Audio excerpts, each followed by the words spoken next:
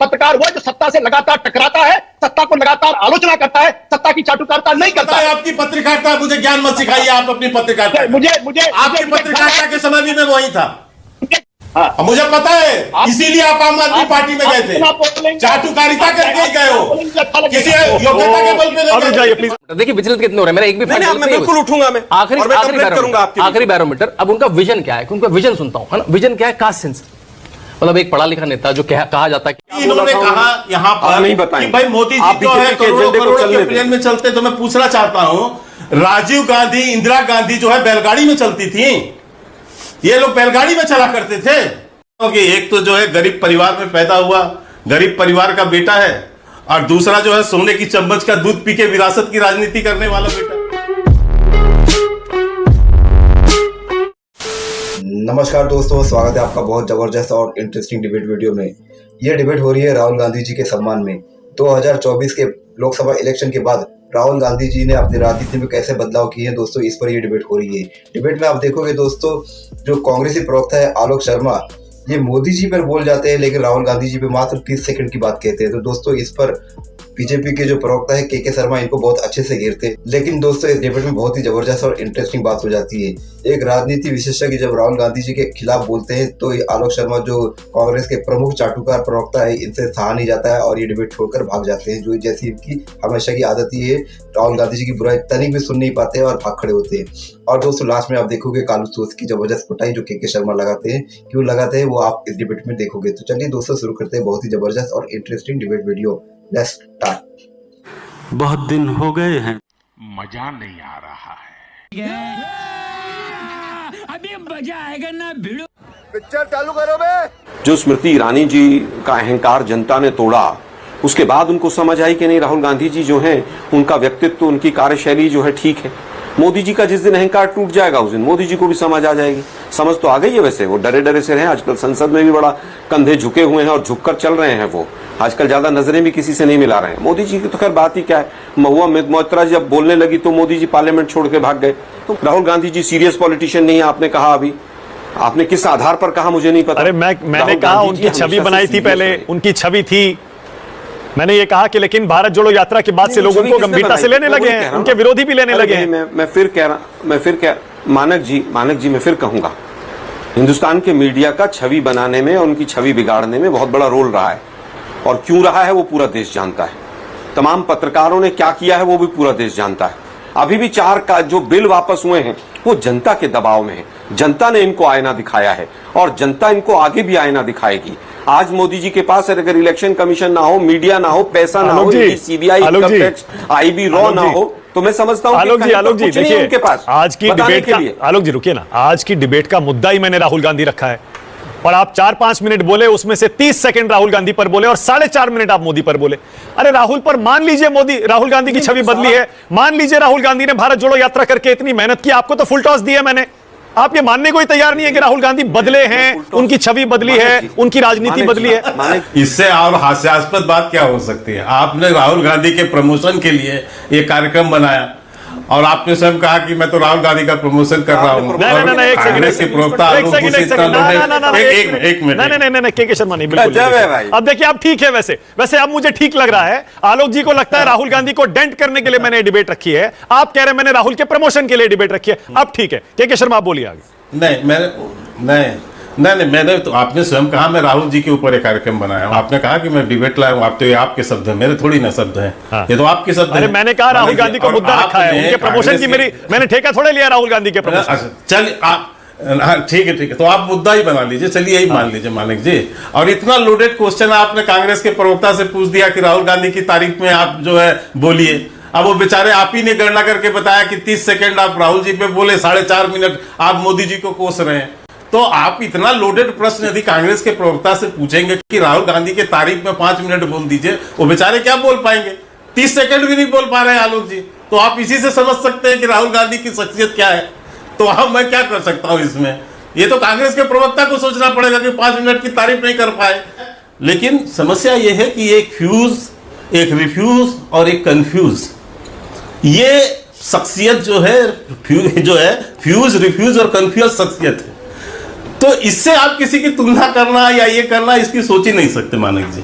रही बात आप यदि मोदी जी से कोई तुलना चाहते हैं तो मैं इतना ही कह सकता हूं कि एक तो जो है गरीब परिवार में पैदा हुआ, गरीब परिवार का बेटा है, और दूसरा जो है सोने की चम्मच का दूध पी के विरासत की राजनीति करने वाला बेटा है। राहुल गांधी तो सोने की चम्मच से दूध पिए हैं, तो विरासत की राजनीति है। मोदी जी की राजनीति जमीन की है, गरीबी की राजनीति है, तो उनमें कोई बराबरी नहीं हो सकती। 8-8, 9-9 हजार करोड़ के जहाज में चलते हैं और गरीब का बेटा, अरे सैकड़ों अपने मित्रों को अरबपति बना दिया और गरीबों को गरीब बना दिया। उसका यही संकल्प था उनका, शायद उनका संकल्प केवल एक है कि मित्र प्रथम, मेरे मित्र जो हैं वो सबसे पहले, बाकी देश भाड़ में जाए। आलोक जी, आपकी बीपी बढ़ जाती है, आपकी बीपी बढ़ जाती है, आपकी तबीयत खराब हो जाती है। कोई बीपी नहीं बढ़ रही है, बड़ी शांति से बात कर रहा हूं। मैं तो कह रहा हूं मोदी जी झूठों के शहंशाह हैं। इसके लिए क्या इन्होंने कहा यहाँ पर नहीं बताएं भाई मोदी जी जो है करोड़ों के प्लेन में चलते, तो मैं पूछना चाहता हूं, राजीव गांधी, इंदिरा गांधी जो है बैलगाड़ी में चलती थी, ये लोग बैलगाड़ी में चला करते थे। जो ये 8,000 ये 10,000 करोड़ की जो उसमें, अरे भाई प्रधानमंत्री हैं। अच्छा ठीक है, ओके प्रतिष्ठा ओके, अब विश्लेषण हो गया के लिए उनको जाना पड़ता है। बहुत हुआ, ये बैलगाड़ी में चले हैं क्या? अब मुझे लगता है देश भर का करोड़ों क्या, अब रुक जाए प्लीज। ये घोटालेबाज कांग्रेस अब रुकिए, और हमको ज्ञान दे रही है। अब रुकिए ना, 54 मतलब 54 साल की उम्र में वो सड़क पे निकलते हैं, तो अरे सड़क पे निकल गया आदमी, सड़क पे निकल गया, भारत जोड़ो भारत जोड़ो, सड़क पे आ गया आदमी, देखो कितना चल रहा है। ये तो मतलब एक बेयर मिनिमम, एक नेता को सड़क पे रहना, जनता के बीच रहना, ये तो लोग कर करके छोड़ दिया उन लोगों ने। अभी आ रहे तो बेयर मिनिमम। अब मैं कहता हूं चलो वो जनता के व्यक्ति नहीं है, अब वो पार्लियामेंटेरियन कैसे हैं? 14वीं 15वीं 16वीं 17वीं लोकसभा, अब 17वीं आई है तो अब वो थोड़े एक्टिव हैं। 14वीं 15वीं लोकसभा में उनकी अटेंडेंस होती थी अलग अलग सत्र में, देखो 20%, 30%, 40%। उनके घर से मतलब साइकिल से जाओ तो 5-8 मिनट में पहुंच जाओगे। उसमें कितनी डिबेट, अगर नेशनल एवरेज है 60 का, वो डिबेट में 2, नेशनल एवरेज 300 क्वेश्चन का, उनके क्वेश्चन 0। प्राइवेट मेंबर बिल शायद उनको पता ही नहीं होता क्या है। तो मुझे वहां नहीं दिखा वो क्या विंग कर रहे हैं, झप्पी मार रहे हैं, वो फाड़ रहे हैं, यही ये दिखा। अब आते हैं, उन्होंने गवर्नमेंट में कुछ एजेंडा लेकर बैठ जाते हैं। उन्होंने गवर्नमेंट में कुछ कराया क्या? उन्होंने गवर्नमेंट में कुछ कराया क्या? नहीं, मैं देखिए तथ्य बता रहा हूं, इसमें ओपिनियन बनाइए, मैं तथ्य बता रहा हूं। देखिए मैं तथ्य बता रहा हूं, गवर्नमेंट में अब वो 2014 से बता रहे हैं आप उनको, आप कह रहे हो ट्विटर है, फलाना है ट्विटर और मानव जी चुपचाप। मैं आपको तथ्य बता रहा हूं, मैं आपको तथ्य बता रहा हूं, बता दीजिए काम उनकी अटेंडेंस। आलोक जी एक सेकंड, आलोक जी पॉइंट टेकन, एक सेकंड शांत हो। आलोक जी एक सेकंड। जो बीजेपी का पिछले 3 बार का सबसे बेकार प्रदर्शन है 240, है ना, वो कांग्रेस जब 1984 में 400 ज्यादा सीट लाई थी, आज तक नहीं ला पाई वो सीट। 1984 के बाद आज तक 240 कांग्रेस अपने आप नहीं ला पाई। ये 99 पे अटके, तभी हम इसको बहुत सी इलेक्टोरल परफॉर्मेंस कह रहे हैं। आखिरी 2 पॉइंट बोलूंगा। अब एक और बैरोमीटर कॉन्स्टिट्यूंसी में उन्होंने कुछ कर लिया, हम कहते हैं स्टार कॉन्स्टिट्यूंसी। मुलायम सिंह यादव ने भी अपनी कॉन्स्टिट्यूंसी स्टार कॉन्स्टिट्यूंसी कर लिया, चमका दी। अमेठी में उन्होंने क्या कर लिया, रायबरेली में क्या कर लिया, वायनाड में क्या कर लिया, नीलबंटी सन्नाटा। अरे आलोक जी, आखिरी बात पे आता हूं, आखिरी बैरोमीटर देखिए विचलित कितने हो रहे हैं। मेरा एक भी बिल्कुल उठूंगा मैं, आखिरी बैरोमीटर। अब उनका विजन क्या है, उनका विजन सुनता हूं, है ना। विजन क्या है? कास्ट सेंस, मतलब एक पढ़ा लिखा नेता जो कहा जाता है कैम्ब्रिज से पढ़ गया। ये बहुत बड़े बड़े प्रोपेगेंडिस्ट जो हैं, ये सही है काम करते हैं और इनको करना भी चाहिए, बिकॉज क्योंकि ये प्रोपेगेंडा अच्छा है। सवाल क्या है? सवाल जब मैंने अटल बिहारी वाजपेयी के बारे में कहा तो मैंने अटल बिहारी वाजपेयी की शान में एक शब्द ऐसा नहीं बोला, क्योंकि मैं अटल बिहारी वाजपेयी का सम्मान करता हूं और मैं राहुल गांधी का भी सम्मान करता हूं, मैं नरेंद्र मोदी का भी सम्मान करता हूं, लेकिन मैं उन लोगों की निंदा करता हूं जो सामने वाले राजनेता को निकृष्ट और कॉन्डेसेंडिंग एटीट्यूड के साथ बात करते हैं। This is condemnable and this should be condemned. Okay, alright. देखिए बहुत अच्छी बात अभी कही आशुतोष जी ने कि 99% इस देश के पत्रकार प्रोपोगंडा करते हैं। 1% पत्रकार मात्र है जो प्रोपोगंडा नहीं करते। उसमें एक माननीय सम्मानित आशुतोष जी हैं और एक विजय त्रिवेदी जी हैं। ये तो ब्रह्म वाक्य बोलते हैं, ये प्रोपोगंडा में थोड़ा विश्वास करते हैं। ये जो बोलते हैं ब्रह्म वाक्य है इन लोग का। और अभी आप कह रहे हैं किसी के विरुद्ध बोलना, आप कितना जहर गुगले हैं मोदी जी के विरुद्ध में, ये आपके पुराने सारे बाइट निकल जाएंगे। आज सारे नाराज हैं, आज आलोक जी नाराज है, के शर्मा नाराज है, आज सब ठीक है, आज बिल्कुल ठीक हो जा रहा है। अरे आलोक जी चलेंगे उठ के राहुल गांधी के खिलाफ हो रहा है, आप कह रहे हैं कि बीजेपी के खिलाफ हो रहा है। ये राजनीतिक सुन लीजिए, मैं राजनीतिक विश्लेषकों के विश्लेषण से कतई नाराज नहीं हूं, लेकिन जवाब देने का हक मुझे भी उतना ही है। ठीक है, क्योंकि मुझे भी कुछ जल्दी से बोलिए, टाइम खत्म हो जाएगा, जल्दी से बताओ। जल्दी से 200 हमारी सीट 303 से घटकर यदि 240 हो गई तो हम मोदी जी हार गए।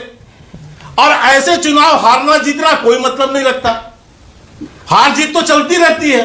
लेकिन भारतीय जनता पार्टी की सीट 303 से 240 हो गई तो मोदी जी हार गए। ये इतना दोहरा चरित्र लाते कहां से हैं आप? ओके आशुतोष, अब आप बोलिए। हैं? आशुतोष बोलिए। मुझे समझ नहीं आता। आशुतोष। ये कौन सा विश्लेषण है आपका? आशुतोष, ये दर्शकों को भी बताइए थोड़ा। राहुल गांधी चुनाव हार गए अमेठी में, वो सब हार जीत चलती रहती है। ओके रुकिए ना, अब आशुतोष बोल रहे हैं। ओनली आशुतोष। 303 से आशुतोष मोदी जी हार गए। बोलिए आशुतोष। ठीक। सत्ता में बैठे हुए लोग, सरकार, 3 बार की सरकार अगर किसी पत्रकार की आलोचना करती, बुराई करती, तो मैं इसको तमगे के तौर पर देता। मुझे तकलीफ तब होगी जब के आपके दुर्विचारों का जो है, एक मिनट रुकिए ना, बोलने दीजिए। अरे रुकिए ना, बोलने दीजिए। Only one. के शर्मा का दिया गया एक एक शब्द मेरे लिए तमगा है, क्योंकि मैं सरकार की चाटुकार करने वाला पत्रकार नहीं हूं। मैं सेल्फी खोर पत्रकार नहीं हूं कि बड़े बड़े नेताओं मंत्रियों के साथ सेल्फी खिंचवाकर अपने फेसबुक को डालूं। जो डालते हैं मैं उनको पत्रकार नहीं मानता। पत्रकार वो जो सत्ता से लगातार टकराता है, सत्ता को लगातार आलोचना करता है, सत्ता की चाटुकारिता नहीं करता है। आपकी पत्रकारिता, मुझे ज्ञान मत सिखाइए। आप अपनी पत्रकारिता, मुझे आपकी पत्रकारिता के समय भी मैं वही था। मुझे पता है आपकी पत्रकारिता। अगर आप मेरी तारीफ करेंगे तो मुझे सुनवाएंगे तो टीवी में टिक नहीं पाएंगे। आप जैसे पत्रकारिता का ज्ञान दे दूंगा तो टिक नहीं पाएंगे टीवी में, भाग खड़े होंगे। आप जैसे प्रवक्ता जब मुझे गाली बता दूं तो भाग खड़े हो जाओगे आप। अरे रुकिए, यार आपस में क्यों लड़ रहे हैं? रुक जाइए एक सेकंड। एक दूसरे पर शर्मा जी, जब आप मुझे गाली देते हैं तो मुझे खुशी होती है। रावण को भी तमगा मिला। मंत्रियों के साथ सेल्फी खिंचाकर मैं खुश होता हूं। मैं केंद्रीय मंत्री की आलोचना करके मुझे लगता है पत्रकारिता का धर्म निभा रहा हूं, मैं चाटुकारिता नहीं करता। इससे शर्मा जी की बातों को बुरा भी नहीं मानता मैं। वो मेरे लिए आपकी पत्रकारिता जीवन का आप अपना जो है ज्ञान बता रहे हैं। हाँ, मुझे पता है, इसीलिए आप आम आदमी पार्टी में गए थे, चाटुकारिता करके गए हो। बंद करो, हाथ जोड़ के मैं मोदी साहब से गुजारिश करता हूँ। ये भगवान क्या जुल्म है। तो दोस्तों डिबेट हो गई खत्म, वीडियो हो गई पूरी। उम्मीद करता हूँ दोस्तों ये डिबेट वीडियो आपको पसंद आई होगी।